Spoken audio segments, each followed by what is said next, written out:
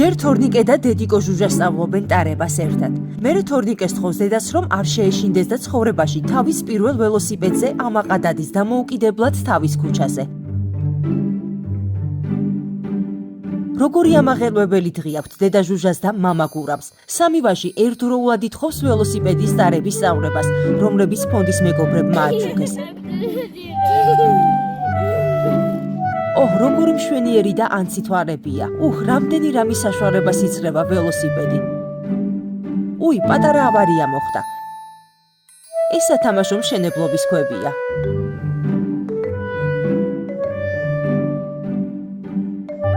მადლობას გიხდით თორნიკეს და მისი ძმების გახარებისთვის, მეგობრებო.